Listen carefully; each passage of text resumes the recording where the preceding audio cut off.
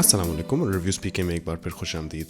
मेरा नाम अमीर है और आज हम आपके लिए लाए हैं गूगल क्रोमकास्ट का रिव्यू।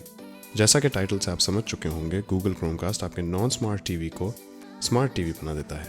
लेकिन स्मार्ट टीवी का मतलब क्या है? स्मार्ट टीवी वो टीवी होता है जो इंटरनेट से कनेक्ट कर सकता है, तरह तरह की ऐप्स चला सकता है, वीडियो और ऑडियो कंटेंट इंटरनेट से डाउनलोड कर सकता है और आपको अपने कंप्यूटर, फ़ोन या टैबलेट से ऑडियो, वीडियो और कुछ केसेस में आपके डिवाइसेस की स्क्रीन भी वायरलेसली कास्ट करने देता है। अब देखते हैं कि स्मार्ट और नॉन स्मार्ट टीवी की प्राइसेस में कितना फ़र्क होता है। जब हमने एक लीडिंग ब्रांड के टीवीज़ की प्राइसेस का कंपैरिजन किया तो हमें पता चला कि 40 इंचेस के स्मार्ट और नॉन स्मार्ट टीवी की प्राइस में 10,000 का फ़र्क था, 43 इंचेस के स्मार्ट और नॉन स्मार्ट टीवी की प्राइस में 11,000 का फ़र्क था और 49 इंचेस के स्मार्ट और नॉन स्मार्ट टीवी की प्राइस में 15,000 का फ़र्क था। जैसे जैसे टीवी की साइज़ बढ़ती जाएगी, फ़र्क और भी बढ़ता जाएगा। इसके कंपैरिजन में गूगल क्रोमकास्ट की प्राइस 4,250 से लेकर 5,000 के बीच में है।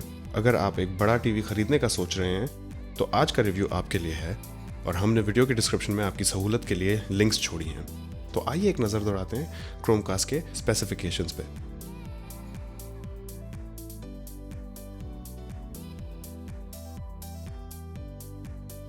बॉक्स के अंदर एक यूज़र मैनुअल है, माइक्रो यूएसबी केबल है, 1 एम्प का यूएसबी पावर अडेप्टर है और क्रोमकास्ट डिवाइस है।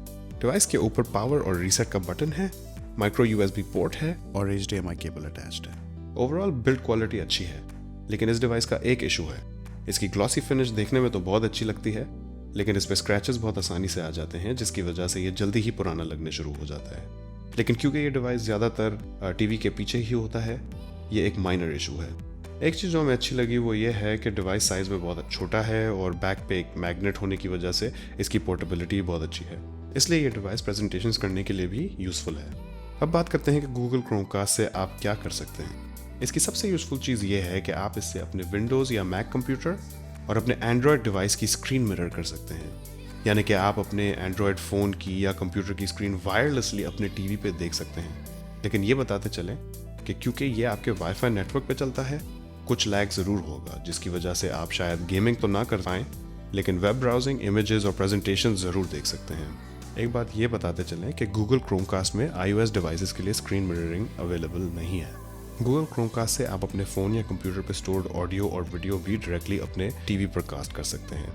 इसके साथ साथ आपके फ़ोन में जो ऐप्स हैं जैसे कि यूट्यूब और नेटफ्लिक्स, उनका कंटेंट भी आप क्रोमकास्ट पे स्ट्रीम कर सकते हैं। इस केस में क्रोमकास्ट एक रिमोट कंट्रोल की तरह काम करता है। जब आप ऐप में किसी वीडियो को क्रोमकास्ट पे कास्ट करते हैं तो क्रोमकास्ट इंटरनेट के ज़रिए उस वीडियो को प्ले कर देता है। क्रोमकास्ट को सेटअप करना बहुत आसान है। अपने फ़ोन में गूगल होम ऐप डाउनलोड कर लें, फ़ोन का ब्लूटूथ ऑन कर दें,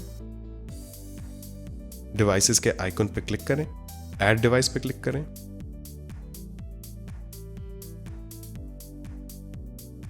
क्रोमकास्ट को एक नाम दें।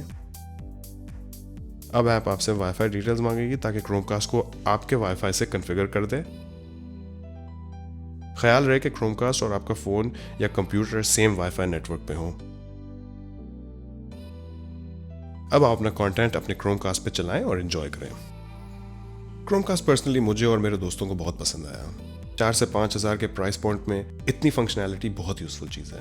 आप इससे बड़ी स्क्रीन पे मूवीज़ देखें, वेबसाइट्स ब्राउज़ करें और अगर किसी बिजनेस सेटिंग में हो तो प्रेजेंटेशंस के लिए भी यूज़ कर सकते हैं। इसके साथ साथ 4K कंटेंट के लिए क्रोमकास्ट अल्ट्रा और म्यूज़िक के लिए क्रोमकास्ट म्यूज़िक भी अवेलेबल है। अगर आपके पास स्मार्ट टीवी पहले से ही है तो भी ये प्रोडक्ट आपके काम का है, क्योंकि ये हर डिवाइस के साथ कंपैटिबल है। मेरे सैमसंग स्मार्ट टीवी की आज तक मेरे आईफोन की यूट्यूब ऐप से दोस्ती नहीं हो पाई और स्मार्ट टीवी की कीबोर्ड पर रिमोट कंट्रोल से टाइप करना भी एक अजाब है। बस एक चीज़ का ख्याल रहे, आपका एक्सपीरियंस उतना ही अच्छा होगा जितने आपकी वाईफाई नेटवर्क की सिग्नल स्ट्रेंथ और आपके ब्रॉडबैंड की स्पीड है। हमारी टेस्टिंग में 8 मेगाबिट के कनेक्शन पे और एवरेज क्वालिटी के राउटर पे परफॉर्मेंस बहुत अच्छी रही। इसके साथ साथ हमारा ये रिव्यू ख़त्म हुआ। उम्मीद है कि आपको पसंद आया होगा और अगर पसंद आया हो और आप ऐसी और वीडियोस देखना चाहते हैं तो प्लीज़ हमारे चैनल पर सब्सक्राइब कीजिए और वीडियो को लाइक कीजिए। इंशाल्लाह आपसे मुलाकात होगी अगली वीडियो में। खुदा हाफिज़।